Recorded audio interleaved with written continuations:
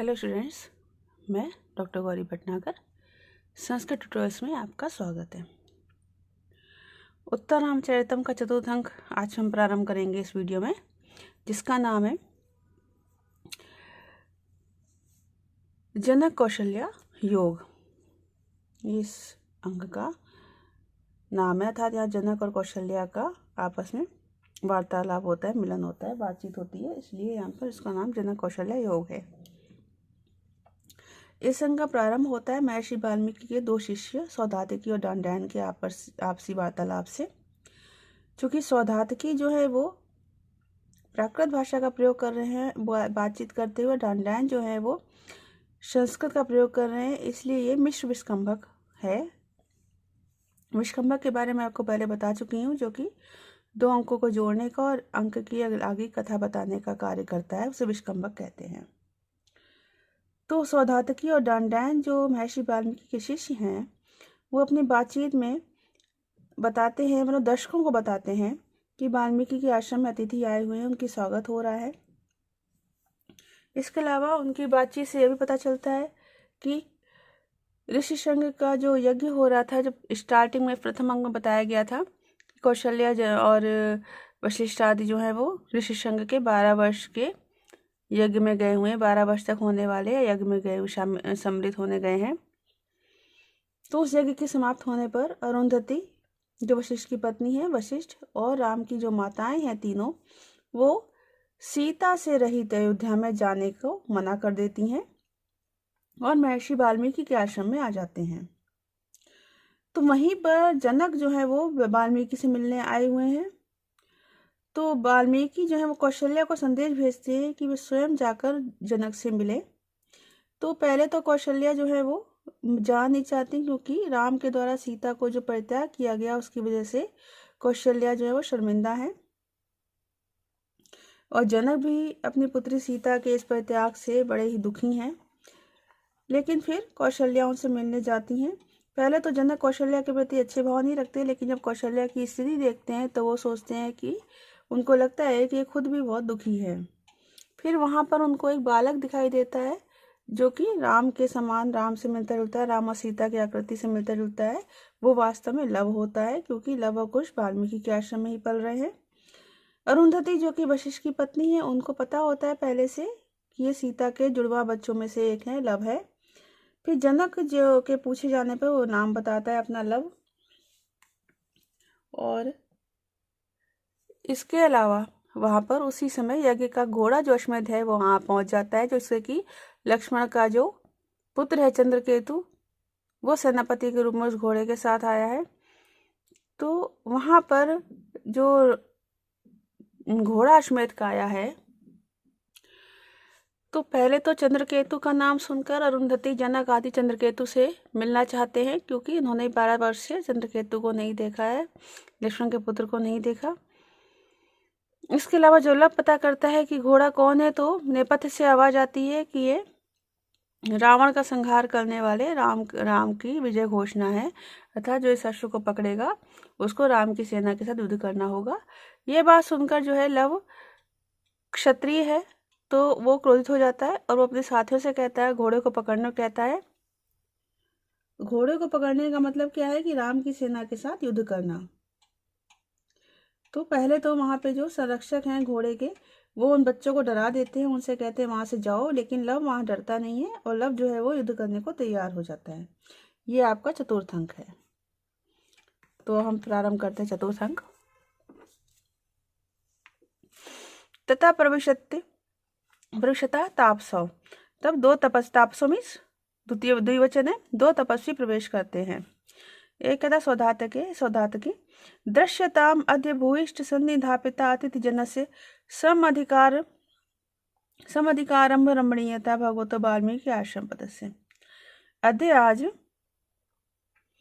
भूयिष्ठ बहुत से अतिथि जन सन्निधापिता अतिथियों से युक्त भगवतो वाल्मीकि आश्रम से भगवान वाल्मीकि के आश्रम स्थान की समधिकारंभ रमणीयता, अनेक आयोजनों से युक्त रमणीयता को दृश्यता देखें। मतलब बताना चाहते हैं कि आज वाल्मीकि के आश्रम बहुत सारे अतिथि आए हुए हैं, तो उनके आने से अनेक आयोजन हो रहे हैं।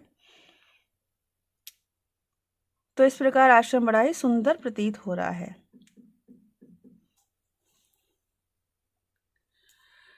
कहते हैं नीवारोदन मंडम उष्ण मधुरम सद्या प्रसूत प्रिया पीता दम्भ्यधिकम तपोवन मृगा पर्याप्तम आचमति गंधेन सुरता मनागनुसतो भक्तस्य सर्पिष्मतः करकंदु फल मिश्र शाक पचनामोधा परिस्तीयते। कहते तपोवन मृगा, तपोवन का हिरन, सद्या प्रसूत प्रिया पीतात, सद्या प्रसूत उसी समय प्रसूत मीन्स बच्चे को जन्म देने वाली, तत्काल प्रसूता, प्रिया प्रिय मृगी के, पीतात पीने से, अभ्यधिकम बचे हुए, उष्ण मधुरम गर्म और मीठे, नीवार ओदन मंडम, नीवार के, ओदन मीन्स भात के, मंडम माण को, माण जानते हैं जो कि चावल उबाले जाते हैं तो उसका जो पानी होता है उबला हुआ उसको माण कहते हैं। तो नीवार के भात के माण को, पर्याप्तम आचामती, पर्याप्तम अच्छी प्रकार से आचामती पी रहा है। कौन पी रहा है? मतलब क्या तपोवन का हिरन जो है वो अपनी मृगी के पीने से जो छोड़ा गया है, मृगी कैसी है? जिसने कि तत्काल ही बच्चे को जन्म दिया है, उस मृगी के पीने के बाद जो छोड़ा गया माण है, किसका माण है? नीवार के भात का जो माण है, कैसा है? गर्म और मीठा, उसको तपोवन का हिरन अच्छी प्रकार से पी रहा है। सर्पिष्मतः भक्तस्य, सर्पिष्मतः, सर्पिष कहते हैं घी को, सर्पिष्मतः घी से युक्त, भक्तस्य भात के, स्फुरता गंधेन फैलती हुई सुगंध से, मनाक कुछ अनुसत अनुकरण करता हुआ, कुछ अनुकरण करते हुए, करकंदु फल मिश्र, करकंदु कहते हैं बेरी को, बेरी जो कि जंगली बेर होती है उसको बेरी कहते हैं।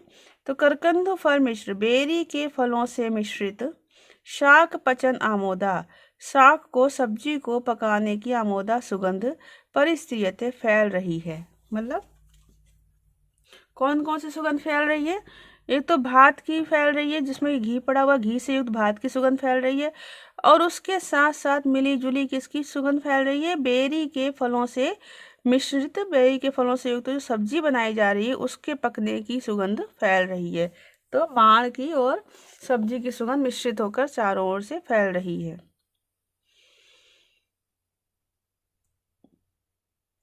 फिर से देखेंगे एक बार। तपोवन मृगा, तपोवन का हिरन, सद्या प्रसूत प्रिया पीतात, सद्या प्रसूत उसी समय तत्काल प्रसूता, प्रिया अर्थात मृगी के, पीतात पीने से, अभ्यधिकम बचे हुए, उष्ण मधुरम गर्म और मीठे, नीवार ओदन मंडम, नीवार के भात के, मंडम माण को, ओदन कहते हैं भात को मीन्स पके हुए चावल को, और चावल को कहते हैं तंडुल, तो माण को, पर्याप्तम आचामती अच्छी प्रकार से पी रहा है। सर्पिष्मता भक्तस्य, घी से युक्त भात के, स्फुरता गंधेन, घी से युक्त भात की फैलती हुई सुगंध से, मनाग अनुसृत कुछ कुछ अनुकरण करती हुई, कुछ अनुगत, करकंद फल मिश्र शाक पचन आमोदा, बेरी के फलों से युक्त सब्जी को, शाक को, पचन आमोदा पकाने की सुगंध, परिस्त्रियते फैल रही है। सौदातकी कहता है स्वागतम अनेक प्रकार जीर्ण नाम अनध्यापकाराम तपोधना नाम।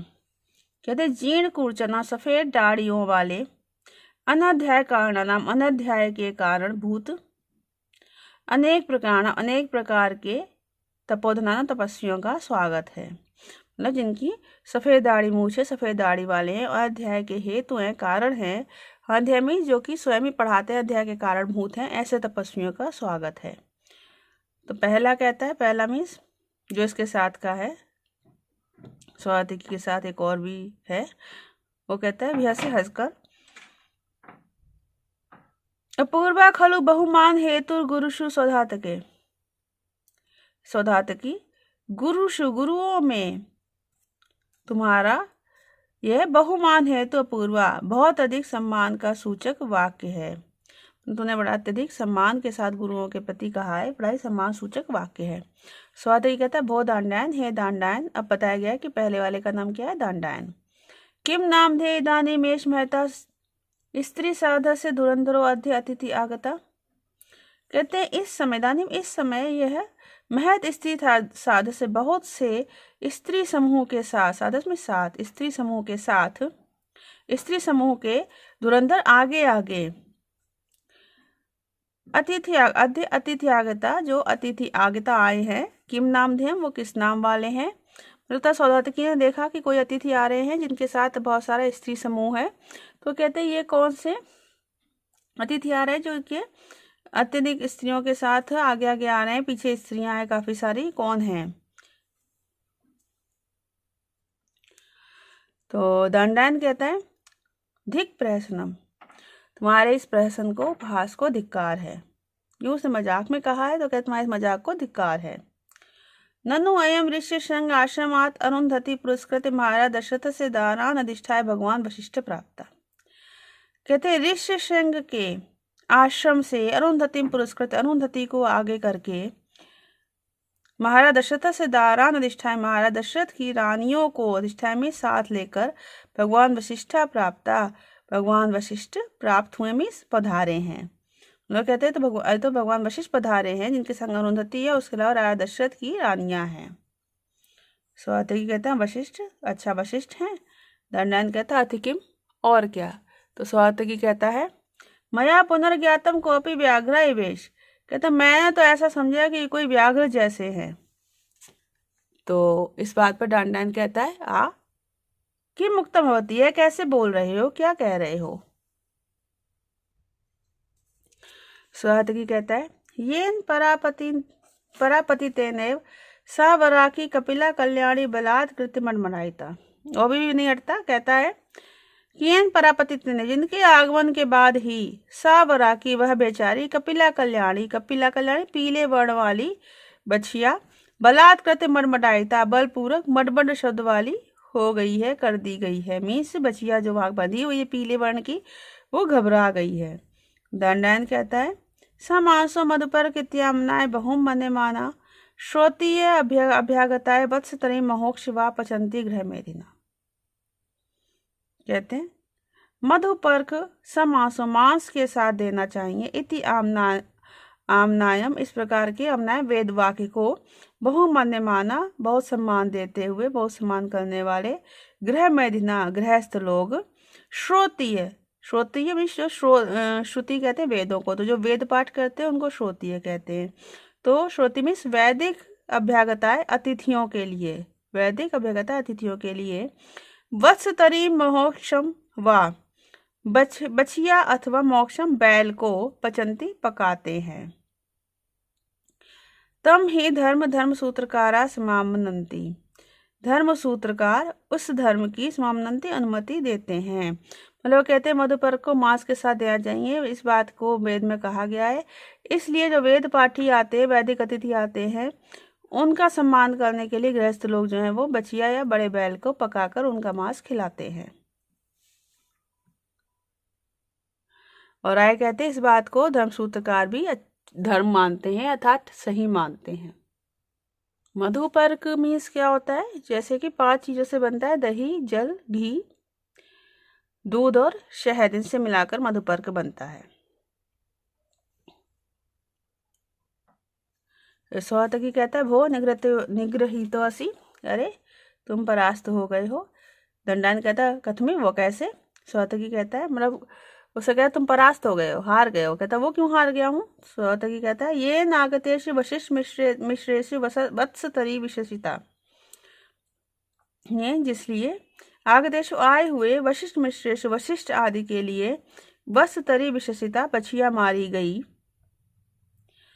अद्यव किंतु आज ही, प्रत्यागत आए हुए, राजर्षि जनक से, राजर्षि जनक का, भगवता वाल्मीकि ना, भगवान वाल्मीकि के द्वारा, दधि मधुभ्याम एवं निवर्तितो मधुपर्का, मधुपर्क दही और मधु के साथ निवर्तिता संपन्न किया गया। वत्स तरी पुनर्विसरिता, बछिया को छोड़ दिया गया। क्या मतलब हुआ, मतलब दंडैन कह रहा था ना कि मधुपर्क के साथ मांस दिया जाता है, मार जाती है। सौदाई कहता है इस बात के लिए तुम हार गए हो। क्यों हार गए हो? क्योंकि आज राशि जनक पहुंचे हैं, तो उनके लिए भगवान वाल्मीकि ने दही और मधु के साथ, शहद के साथ खाली मधुपर्क दिया है और बछिया को नहीं मारा गया है, अर्थात मांस को नहीं दिया गया है। तो दंडैन कहता है अन्यव्रत मांसामेव कल्पम व्याहरन्ति केचित। कहता केचित कुछ लोग अन्यव्रत मांसान में मांस का परित्याग ना करने वालों के लिए कल्पम व्याहरति ऐसी विधि को व्याहरन्ति बताते हैं। मीन्स जो मांस का सेवन नहीं करते उनके लिए ऐसी विधि बताई गई है जो कि वाल्मीकि ने की है। तो सौदाई कहता है किम निमित्तम, किस लिए, मतलब किस लिए मांस का सेवन नहीं किया हुआ है। अच्छा आगे कहते हैं निव्रत मांसस्तु तत्र भगवान जनका। कहता है आदरणीय जनक ने निव्रत मांसस्तु मांस का त्याग कर दिया है, ये दंडायन को पता है। तो सौदाई कहता है किम निमित्तम, किस लिए कर दिया है। तो दंडायन कहता है तद देव्या सीता या तादृशम दैव दुर्विपाकम उपश्रुत वैखा नशा समृत्ता। जो कि देवी सीता का तादृशम दैव दुर्विपाकम, उस प्रकार का भाग्य का दुर्विपाकम दुष्परिणाम उपश्रुत सुनकर वैखानसा समृत्ता वानप्रस्थी हो गए हैं। कौन? जनक जो है वो वानप्रस्थी हो गए हैं कि सीता का उस प्रकार का भाग्य का दुष्परिणाम, बुरा परिणाम सुनकर जनक जो है वो वानप्रस्थी हो गए हैं। तो तस्य कपि संवत्सर चंद्रद्वीप तपोवने तपह तप्यमान से, और चंद्रद्वीप नामक तपोवन में तपह तप्यमानम तपस्या करते हुए कतिपय कपियन संवत्सरा कई वर्ष व्यतीत हो चुके हैं। मतलब चंद्रद्वीप नामक तपोवन में वो बहुत समय से तपस्या कर रहे हैं। कौन? राजा जनक।